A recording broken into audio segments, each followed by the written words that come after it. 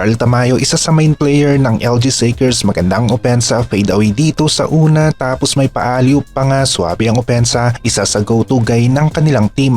Number 2 sa rankings ng KBL ang team ni Carl Tamayo na LG Lakers. Nangangahulugan na may chance sila na umabot sa finals ng KBL ngayong taon. Kaya rin ni Carl Tamayo na puwersahin nga ang kanyang tira kagaya ng sa play na ito, gumamit ng konting bangga at lakas at nakalapit sa basket.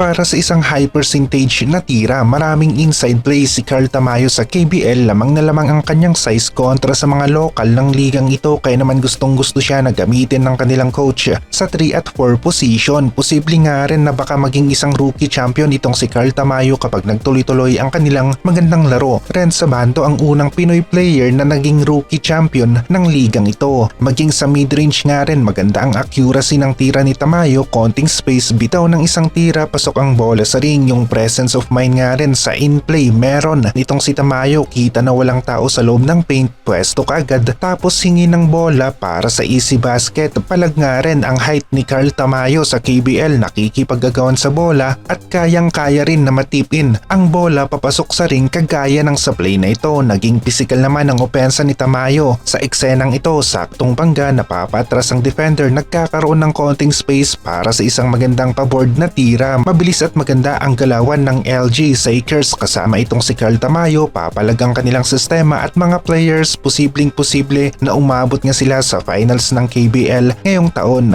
Malaking sayang naman itong si Kevin Kiambao, nahuli ng konti sa team ng Sono Sky Gunners. Maganda ang laro, mainit ang opensa at merong depensa, yun nga lang hindi aabot ang kanilang team sa next round ng KBL. Merong bilis at diskarte ang laro ni KQ. Kagaya ng sa play na ito, mabilis na spin move, nakawala sa depensa para sa isang layup. Dito naman, N1 pa nga, taas ng talon, sumabit na lamang ang defender, pasok ang bola at meron pang foul na tinawag ang referee. JD kagulangan ng KT Sonic Boom, maganda-ganda rin ang standings ng kanilang team, nasa rank 3. May chance nga rin na umabot sa finals ang kanilang team sa KBL. High level na laro nga rin ang ipinamalas ni JD sa KBL, parang RJ ang datingan, kaya naman malaki-laki ang chance na makuha niya ang Rookie of the Year award ng KBL ngayong season na ito. Mabilis ang galawan ni JD, maliit man pero nakakalusot sa depensa ng mas malalaking mga defenders kagaya na lamang ng sa play na ito. SG Bilangel, isa nga rin sa pinakaswabe ang laro dito sa KBL. May chance rin na umabot sila sa finals, nasa rank 5, walang duda sa kanyang talento sa paglalaro ng basketball. Mataas ang IQ, biglang drive, biglang hinto, bitaw ng isang floater, pasok ang bola sa ring. Dito naman maganda ang step back, nakakalayo ng konti sa defender, saktong-sakto para sa isang good look at nagagawa niyang maipasok ang kanyang mga mid-range na tira. Maganda rin ang paggamit ni SG Bilangel sa screen ng kanilang import, nakaiwas at nakalusot sa depensa. Maganda ang opensa na ipinakita ni SJ sa play na ito. Napakasimpleng play naman ang nagawa ni SJ dito, konting screen, nabura ang defender, SJ nasa loob ng paint, pinasa sa kanyang bola, easy basket ang nagawa. Good finisher rin si SJ sa open court, maraming fast break plays ang kanyang nagawa dahil may kabilisan nga rin talaga itong si SJ sa open court.